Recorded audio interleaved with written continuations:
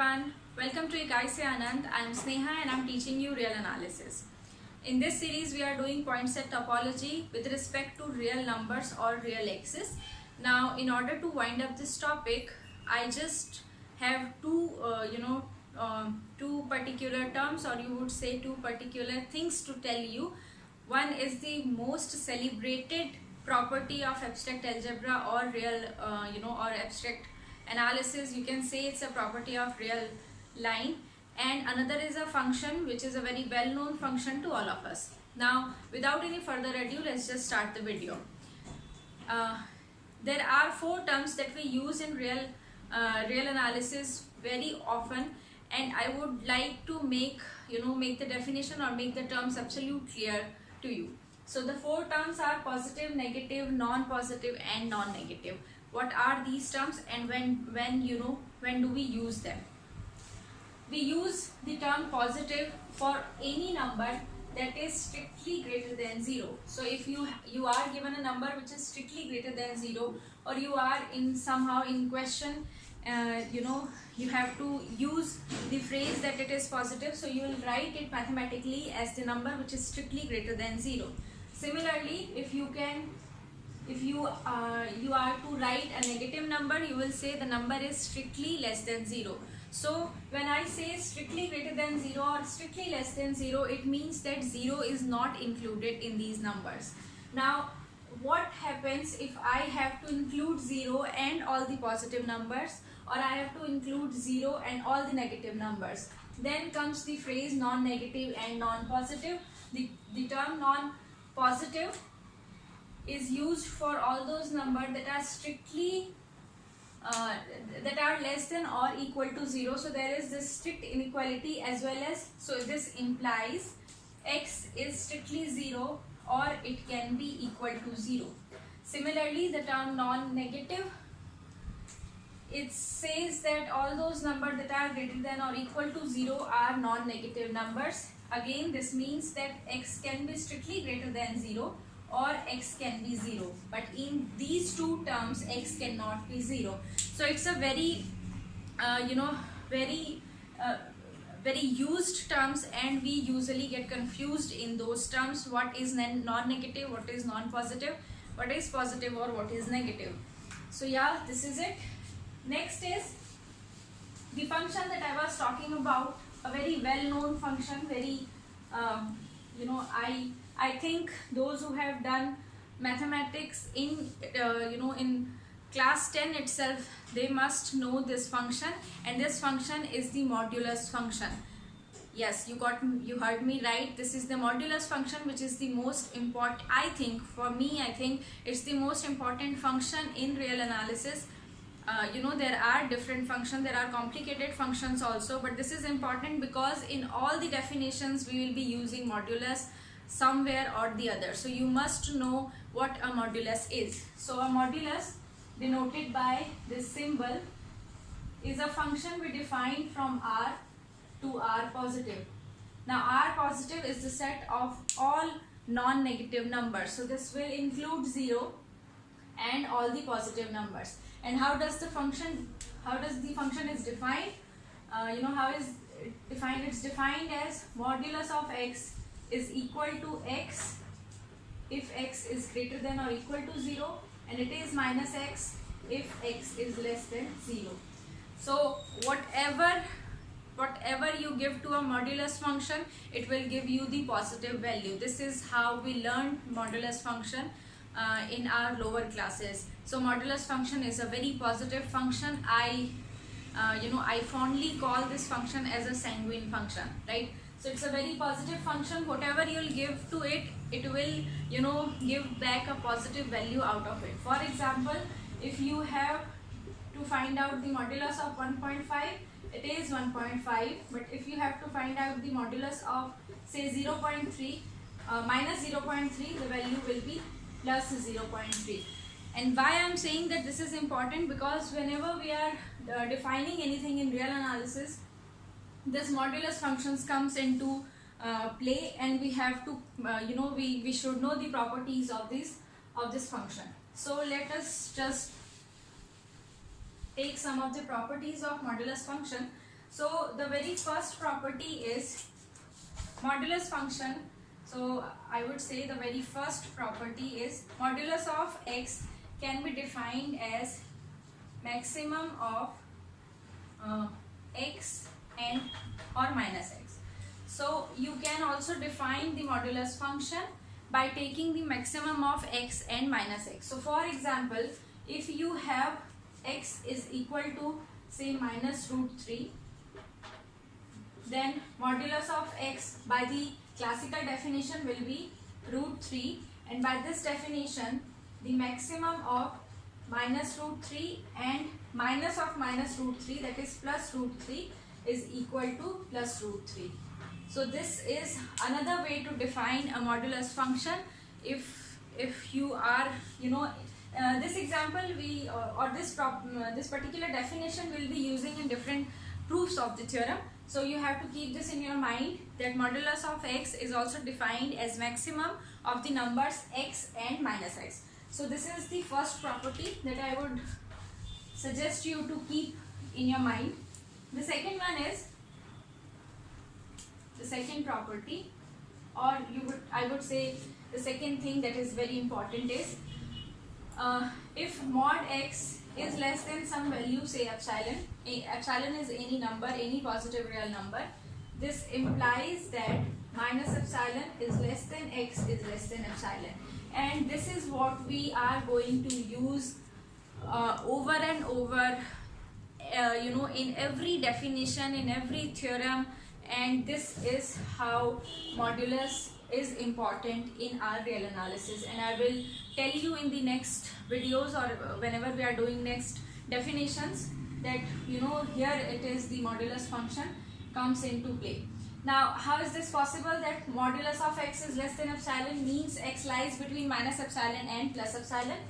We just define modulus of x as maximum of x and minus x is less than epsilon.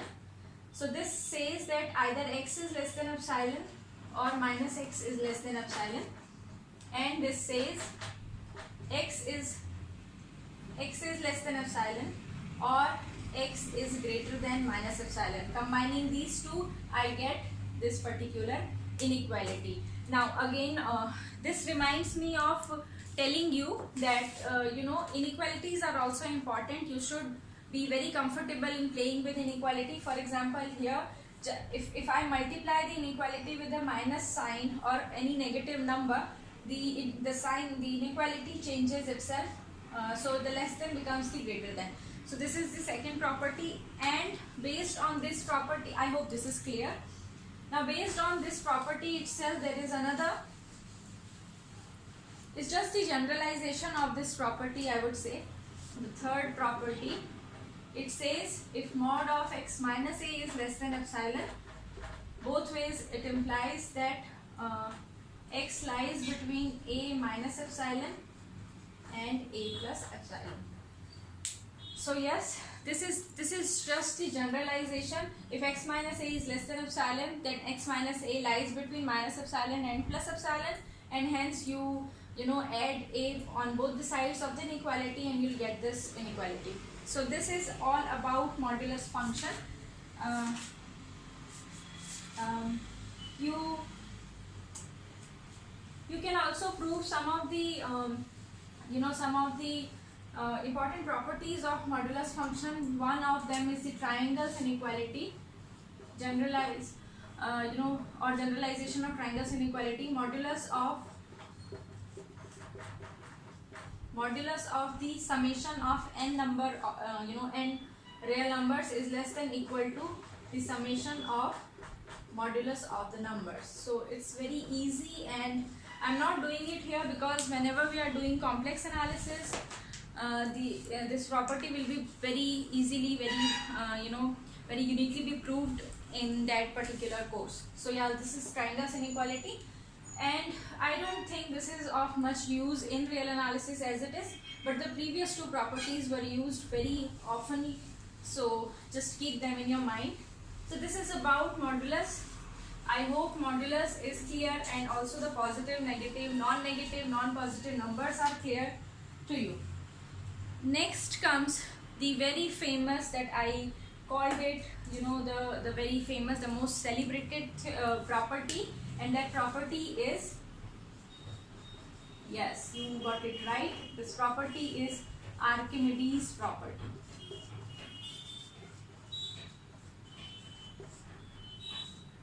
And I would say, when I was doing real analysis for the first time, the Archimedes property was stated as it is, and it was a bit confusing, the statement.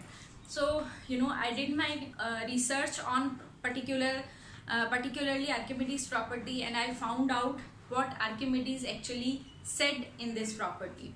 And it goes something like that, that Archimedes, you know, somehow Archimedes was convinced that there are nothing which is very large and there is nothing which is very small. So yes, I know this is again a confusing statement, but all Archimedes wanted to say is, if you are given any you know, number as big as it can be, you can always find a bigger number than that.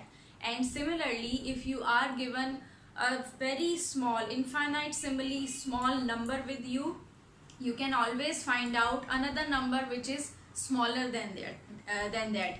And you know, luckily our real axis is you know, is Archimedean. We say that yes, it satisfies the Archimedes property, and the property mathematically goes like this. It says that given any two real numbers a and b, there must exist an integer n, positive integer n, such that n times a is greater than b. Right? This says that given any two real numbers, you can make you know, you can make one of them smaller by adding another number to itself, you know, several times. So there are two numbers a and b. If you add a n times, or if you you know, if you increase a by a you know, going on up to n times, that number will be greater than the other number b. So this is the first kind, or the very first theorem, you would say, the very first type, the very first form of this property, that given any two number, you can always find an integer such that n times that integer, n times that number is greater than the other number. So this is the very first form of Archimedes property. Now this can be you know, this can be written in many different forms. So this is where Archimedes you know, he was trying to compare two numbers with each other, and said that one can be made, you know, large, जितना भी large आप बना सकते हो, जितना भी बड़ा बना सकते हो उतना. And the second form of this property is, for any real number, it says that the second form of the property, it says that for any a belonging to R, right, for any real number, there must exist an integer, again a positive integer, such that a is less than n. Right? So this is the second form of Archimedes principle or Archimedes property. Archimedes principle particularly is used, you know, in physics, Archimedes principle, but Archimedes property, so do not get confused with Archimedes principle in physics and property in real analysis. So it's the property, it says that for any number, for any real number, you can always find you know, a natural number, or you would say a positive integer, such that that number is less than n. So this is the second form of Archimedes, and this is actually the mathematical language of saying that there does not exist any number which is the largest number. You can always find another number which is greater than this your given number, or you can always make numbers bigger and bigger. So this is the second form of Archimedes property. Now comes the third form. The third form of Archimedes principle property, again I am in the very bad habit of calling this property as principle. Please forgive me for this, and I'm telling you again that please do not get confused with the Archimedes principle in physics and in mathematics. Is the property. I am in the habit to say it as the principle. So the next says that the third form says that, as you can see on your screen also, the third form says that for any epsilon positive, and in mathematics the term epsilon we use for a very small kind of number. So for any, whenever we have to talk about small numbers, we call them epsilon or delta. Whenever we have to talk about large numbers, we call them capital G or capital M kind of thing. So yeah, for any epsilon positive, there exists a positive integer such that 1 by n is less than epsilon. So again, now this is the mathematical language of saying that there does not exist the smallest element on real line. Archimedes is saying that for any whatever small number you can think of, you can always find an integer such that 1 upon n is less than epsilon, that number, right? So you can, given any number, you can find you can find a smaller number out of that number. So this is how Archimedes put his language in mathematical form. He was saying that there does not exist any largest number, he was saying there does not exist any smallest number, and this is how you find out. So everything in Archimedes property, everything depends on the existence of a positive integer. If there exists a positive integer, and Archimedes guaranteed that there must exist, right? So this property that we use in our theorem is, we use it when we need something greater than the given value or something less than the given value, and immediately Archimedes comes in our mind and it says that there must exist. So whenever the condition or the criteria is as such that you need to find a number which is greater than your given value, you will say by Archimedes this number, the greater number will exist or the smaller number will exist. So this is how Archimedes comes in use in real analysis. So yes, this is about Archimedes property, and I would like to suggest that you using Archimedes principle, you just try to prove that there exist rational numbers between two numbers. Actually we did such type of questions in our 10th class or 9th class. I can't recall proper in which class, but we did actually the question that between two given real number there exists a rational number, but at that time we didn't know that we are actually using Archimedes indirectly in proving that there exist rationals or irrationals between two given numbers. So yes, this is all about modulus and the Archimedes property, and I think point set topology जितना हमें चाहिए था for real analysis उतना हमने कर लिया है. The definitions are very confusing and they are a lot in number, so I would suggest that please go back to the videos or to your notes to just recall them once or twice in a week, so that you somehow you grasp the core essence of the definitions, like what are open set, what are closed set, and so on. Archimedes property, I'm saying again that this is the celebrated property in real on real line or in real analysis, so please keep this in your mind. Modulus function are, again, you will get to know how modulus functions, how much they are, how much we use them in the definitions or in understanding anything in real analysis. So yes, this is it. We'll be meeting on Saturday, doing some questions, and I think I gave you some 5 to 6 questions in the last video, so we'll be discussing those questions and any other questions that I come across during this time, fresh questions. So till then, take care, and if you like the video, please hit the like button. As I always say that just it's just the appreciation that keep us going. So yeah, and subscribe my channel if you have not till yet, and press the bell icon too so that you get the notifications. Till then, take care. Bye bye.